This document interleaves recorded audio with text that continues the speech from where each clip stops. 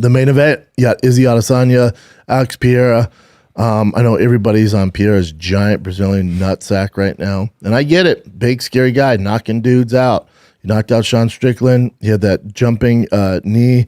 Me and Eric Griffin broke it down on Fight Night Flashback last week. If you haven't seen it, go watch it. But if you look at Pereira, I'm not sold on Pereira yet. I know why the UFC fast-tracked him. And basically they're doing it. It's a byproduct of the way Izzy's been winning. They want to stoke a fire into Izzy. Because remember when Izzy first burst on the scene, he was fun. He was finishing guys. And it's not that he's not fun now, but in order to get the best out of Izzy, you got to come forward and you got to take chances.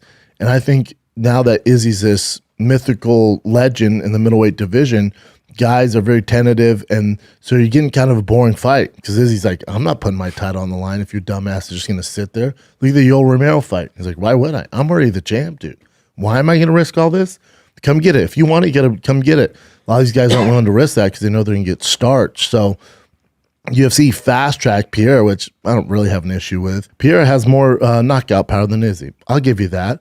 But as far as technique goes, as far as MMA goes, experience, speed, check. It all goes to Izzy. Izzy checks way more boxes as a mixed martial artist than Alex Pereira.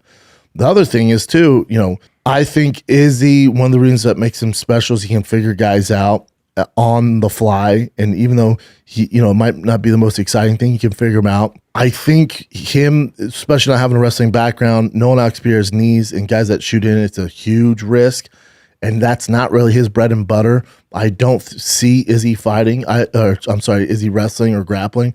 I also don't see Izzy submitting to that, the narrative that he needs to wrestle to beat him. I think Izzy knows he's more technical and has a speed advantage and has the experience advantage, the main event level, fighting for 25 minutes.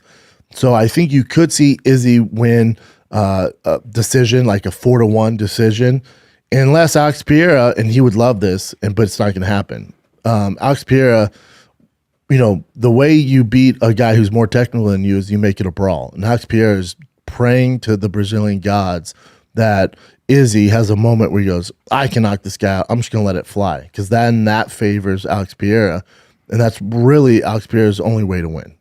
Not going to lie to you guys. It's his only way to win. If I had to guess on this, I think that's what happened in the fight. Izzy starches him in the 4th or 5th round due to Alex Pereira in his corner going, we got to go on our shield. You're sitting back, you can pick the part, you're not fast enough. The technique's not there to match with him toe-to-toe. We got to start taking some chances. When you take chances against Izzy, the reason why he's going to be the best middleweight of all time is because once you take chances, he takes advantage of that. Your momentum's coming forward. He's going to knock you out. I predict Izzy via knockout late in the rounds, 4th or 5th round. And that's because Alex is down on the cards and his corner tells him, go out on your shield, and then he gets finished.